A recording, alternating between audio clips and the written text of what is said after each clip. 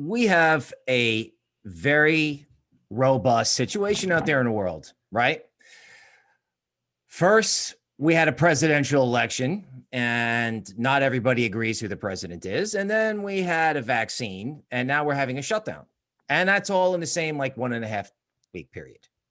I don't know about you, but I need a nap. All right. So for our readers and our listeners this week, I want to talk about what happens if you get kind of a flash dip, right?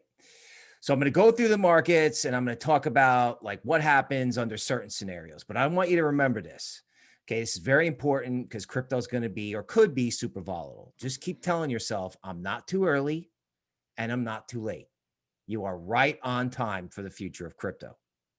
Okay. Now, Bitcoin, the question of the hour, the spaceship going higher. Long time ago in one of our newsletters way back, we actually talked about this head and shoulders formation. This is Bitcoin futures, okay? So today's November 15th. This is the 2-day chart of the Bitcoin futures contract. And the analysis here shows that if Bitcoin continues to go slowly upward, 16,900 would be the next stop. So how would we get there? Well, let's see. I think everybody's buying Bitcoin. I think the Fed's the only entity that hasn't bought Bitcoin publicly so far. So there's always that. There's the fact that they could inject massive amounts of money into the system if people freak out about the virus on Monday. And then, of course, there's just your plain old simple. Everybody's just going to be TFD in Bitcoin until it continues to go up and up. All right. Now, sometimes in technical analysis, we want to see certain things fail. So now this is a Bitcoin daily chart, and it's telling you two things. All right. The little arrows are Thursdays. So people who read our newsletter know that we've talked about Turbo Thursday. There's some sort of buy program out there that just buys Bitcoin every Thursday. And that yellow line is sort of like a homemade parabola. People in crypto Twitter love parabolas. Now, what do we want to see happen? When you break a parabola, supposedly you go down a lot, like you retrace 80%. I don't think that's going to happen. But if it did, I think it would be a flash crash. Like, not like March, it would be like in one day. So you want to have some cash ready. Now, I don't think it's likely. It's probably more likely it hits 15,500 and finds buyers. Okay. Keeping in mind that upside target. That said, Bitcoin is getting close to a price target. Yes, it could just completely go to the moon, but I do believe it is time to go shopping in alts. Okay. Now, Bitcoin dominance. Here's the evidence of what I'm saying here. This is the 3-day chart. And these two blue arrows, one over here, one over here. Okay. That's like, the line where, the Bitcoin domination, like right when DeFi started, that's when altcoins took off and Bitcoin dominance went down.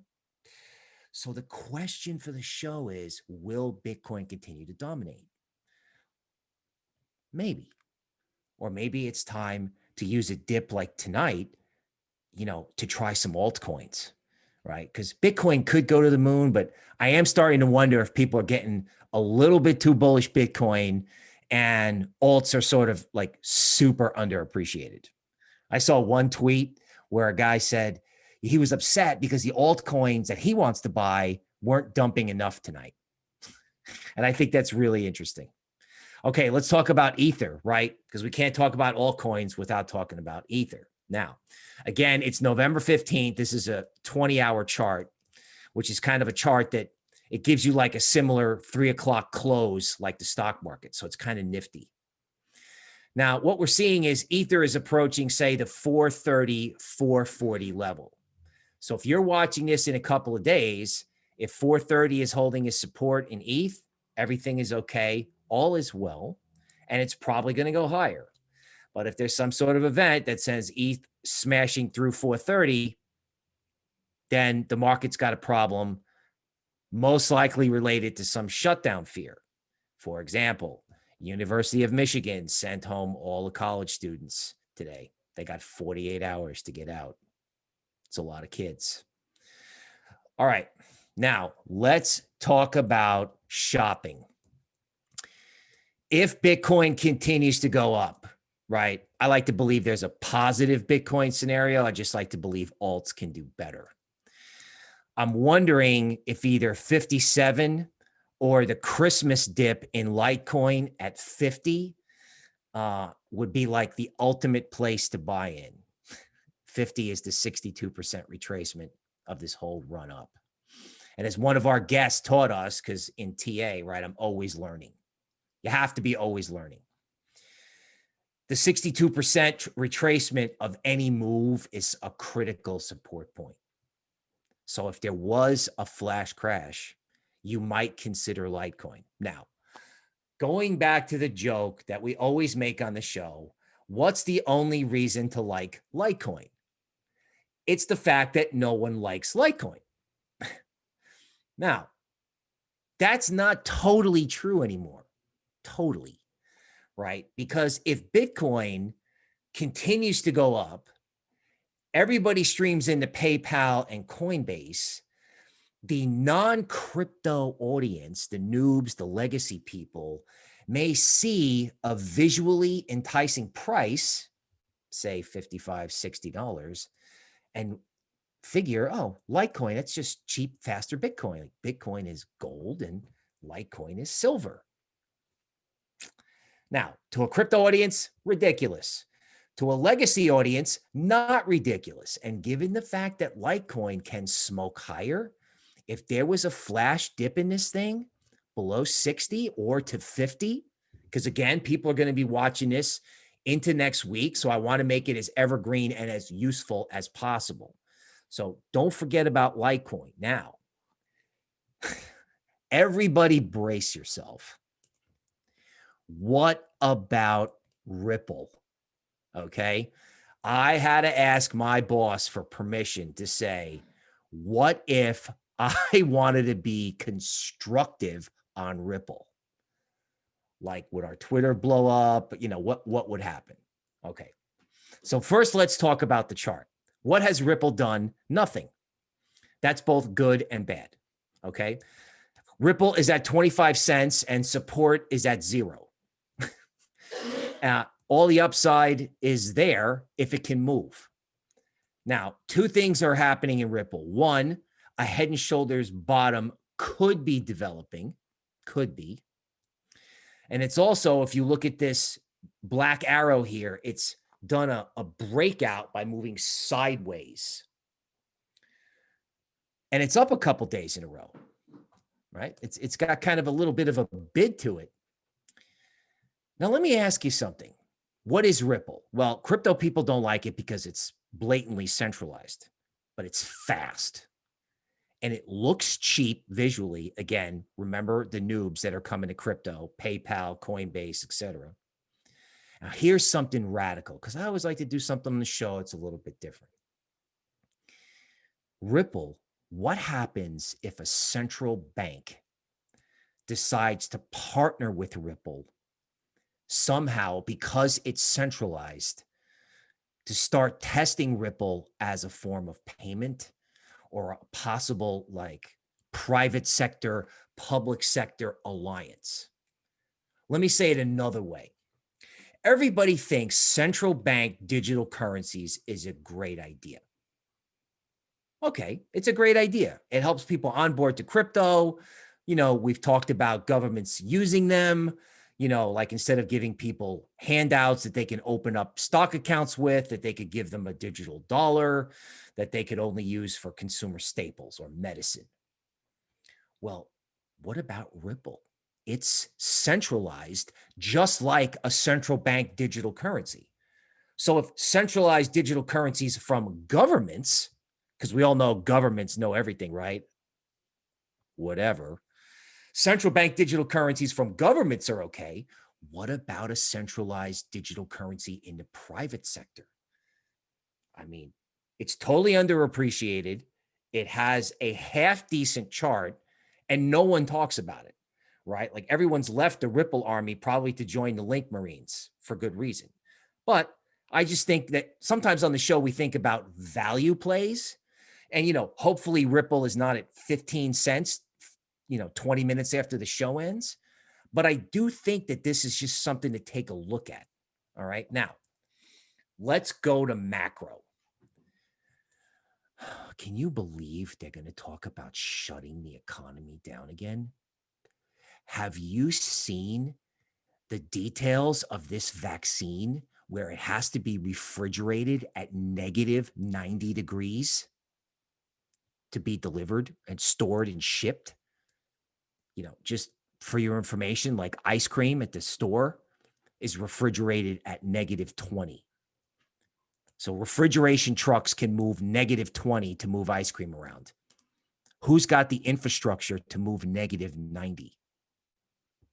And then there's all the shutdowns in the Midwest. You know, this thing is spreading like it's into drinking water, for God's sakes. The Fed is coming. They have to. And if the virus news over the weekend combined with the demonstrations that are happening in front of the US Supreme Court, I want to check some of that out on the blogosphere and Twitter, right? A lot of pushing and shoving, a lot of guys with flags, a lot of people mixing it up with the cops in the middle. Doesn't look pretty to me. Now, this is the chart of the US 10-year note yield, okay? And what you have up here is this massive push higher in yields, which meant all of a sudden everybody was like, oh my God, the economy is going to get so much better. And it takes out this prior high over here where I'm spinning the arrow. Now, what happens, again, it's November 15th. If you're listening to this a couple days from now, what happens if everybody goes, is this economy really okay? Is Joe really going to shut it down for 4 to 6 weeks? Is Joe going to have to put troops on the streets? How are they going to have an inauguration in January? Like, how's that going to be done peacefully? Now, if the answer to these questions are, I don't know, then that is an answer, because markets hate uncertainty. And if markets hate uncertainty, part of the dip, the dump that we're seeing in crypto right now could be because they're afraid of a stock market heave on Monday, because maybe everything isn't as good as they thought. Now, this chart in bonds, as of now, sort of predicts that yields will fall. Now, why do we care about that as crypto people? Because if the Fed comes in and floods the money with markets, interest rates go down, because the way they flood the markets with money is they buy treasury bonds and bills. So if rates are falling, then any type of flash heave in crypto is probably a buy. If for whatever reason interest rates are going up and crypto is heaving, I wouldn't catch the falling knife. But I'm leaning towards interest rates falling, and this market may be giving you a chance to scoop up some stuff if everyone freaks Monday. Okay, so that's it for the macro update. Bottom line is, be prepared to do holiday shopping and be prepared for joint political and virus surprises, because they're going to give you a chance to get altcoins, because altcoins are the future. The virus and political stuff is noise, at least for crypto people. So that's my net. All right. I mean, awesome analysis, Bill. Thank you as always. If you like that, be sure to smash the like buttons, subscribe, and share this video with your friends. Now let's check the audience for the comments.